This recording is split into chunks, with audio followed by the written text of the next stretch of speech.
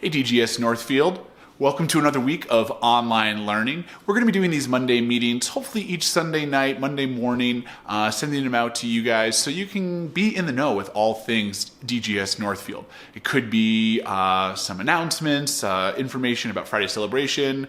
It could be, or we're doing like lunch groups this week, and we'll roll out that information in this Monday meeting video. We also want to make sure we give you guys some tips so that you can successfully navigate online learning, so please make sure you're watching this video in its entirety. Let's start with some announcements.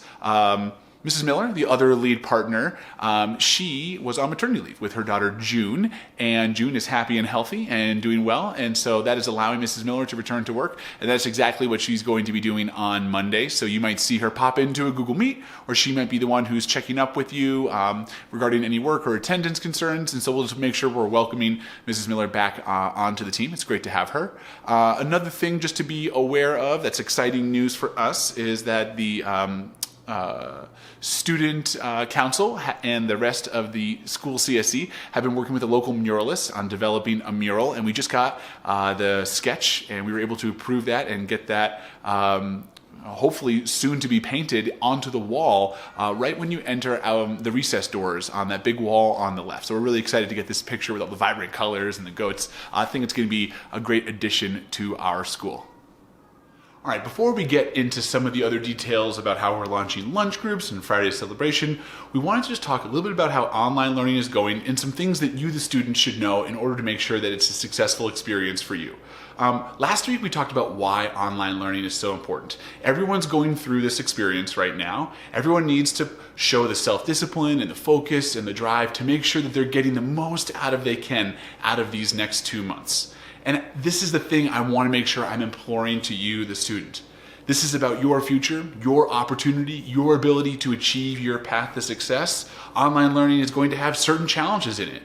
And what I want to stress to students is that you're going to need to show a different set of skills during online learning. You're going to have to be a little bit more independent. You're going to have to make sure that you're staying focused on the task. You're going to have to make sure that you can problem solve when you have a technology issue. The biggest thing that we're seeing with students where it's working really well and some students that are having some challenges is that for some of the students, when you're entering a Google Classroom and you're trying to see, okay, where's the assignment? What's the thing that I have to do? The example that's not working is we're seeing some students, they're kind of like, they walk into the class, and it's like, okay, where's the assignment? Okay, I don't know. Oh gosh, this is so hard. Whatever, I don't know. Miss Hannah, where's the assignment? That type of frenetic energy, searching around, when you're trying to problem solve on a computer, online, by yourself, you want to make sure you're looking for the directions. You want to make sure that you're reading things slowly, carefully. If you can't find that link that you were looking for, stay calm. Look again. You could maybe even ask a friend or something. You could reach out to the teacher, that's fine. But we're seeing some students unable to find things that are still right there in the Google Classroom. So stay calm. Keep looking around, read the directions. Teachers, we're certainly learning a lot too. We're simplifying our Google Classrooms, trying to get as concise information as we can on there, trying to make sure that if there is a link that we need, it's in all three places that someone might look instead of just in one of them. So we're improving, but students, we want to make sure that you're showing that self-discipline, that you're showing that focus, and keep being a relentless problem solver. Don't just give up. If you get kicked out of the Google Meet, try to rejoin. If your Wi-Fi isn't working, reset the router. If you don't know where to go, head into Google Classroom, check the classwork, check the stream, and just go down one assignment at a time and just calmly try to problem solve. If you take these steps, we think that you guys are going to be really successful. It was a great first week. We know the staff, we can get better. We think the students, you guys can get a little bit better too. All right, I want to talk a little bit about Friday celebration. Now, we've talked about this Friday celebration is going to be all about the growth mindset, and I had issued a juggling challenge, and I wanted to expand that juggling challenge to beyond just that. The idea of juggling is that anyone can learn how to do it. You just have to take the time to practice, watch a video, and then you can have that growth mindset. And coronavirus, it is keeping us quarantined. It's changing the way that we learn, changing the way that we grow, but it doesn't have to change the fact that we can grow and that we can learn. So instead of just focus on juggling, what I want to challenge students is to send me a video, it could be juggling, of anything that they're really trying to show improvement in during this time of coronavirus. It could be a really cool piece of artwork. Maybe you're really trying to get into artwork. It could be that you're learning a new guitar riff and you can show us that. It could be that you've taken up a new random hobby, like all of a sudden you're into knitting or whatever it is. It could be juggling. What I would like is a video of you taking that challenge to have a growth mindset. Send it to me by Thursday at 6 p.m. and then I'm going to add it into a video that I will shoot out Friday morning. No technical glitches this time, to show who is really taking coronavirus as an opportunity to improve who they are by trying to grow in something. Could be new dribbling skills for basketball. It could be that you're trying to cook a bunch. I just want a video, maybe keep it 1 minute or less in length, of you demonstrating something that you're practicing during coronavirus time. I will get good at juggling this week. That's a promise. I'm not... That's not me trying to be bad. That's actually really how bad I am. But I will be good by the end of the week. I'm going to actually make sure to keep this up. Now that we're a week into online learning, I want to make sure you know how the behavior team is going to be functioning. I already mentioned that Mrs. Miller is going to be back and joining us, and we're so excited to have her.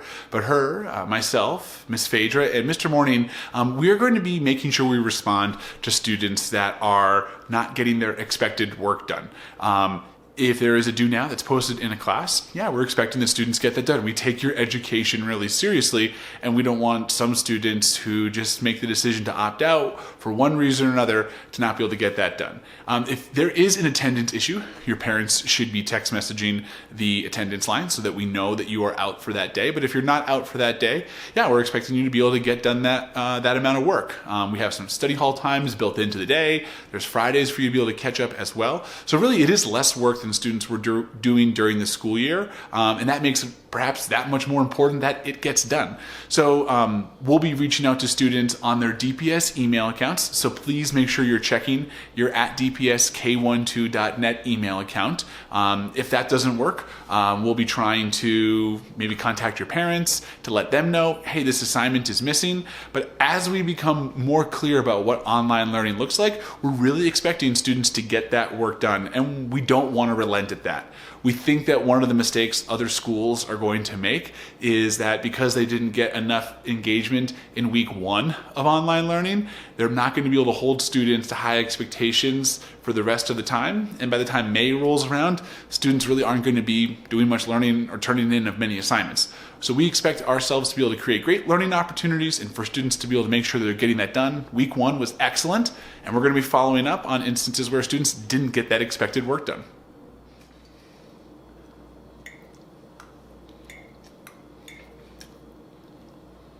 Oh, well, the last thing we want to talk about is lunch groups. Maybe you're not like me and you eat a disgusting amount of food in as disgusting a way as possible. Perhaps you're a little bit more civil and you'd love to get a little conversation into your lunchtime. Well, we have our lunch in our schedule from 1 to 1:40, and I want to explain some way that students are going to be able to connect during their lunchtime. What is happening right now is on our community calendar, which you can find on our website, and also in the email that I sent to all the students, I included the links for 4 different Google Meets. Lunch Group 1, Lunch Group 2, Lunch Group 3, Lunch Group 4. And what students can do, they can poke around and try to enter one of these Google Meets, and when they're inside, they can have a lunchroom conversation. You don't need to join it, it's totally optional. You might join into one and it's kind of hard to hear because so many people are talking at once, and you might go into the next one. And then eventually you might decide you don't want to do it, but maybe you will find a conversation that you really want to join. We'll have some staff members that are inside these Google Meets as well, so they can just kind of generally keep tabs on things. Even if a staff member is stepped out for a moment or they haven't entered there, just make sure that conversation is appropriate while we're inside the Google Meet. There's no teasing or no poking fun of someone, and if someone's asking someone to maybe they want to take a turn to talk, or just try to be cordial, try to be polite while you're in there so that everyone can have access to this.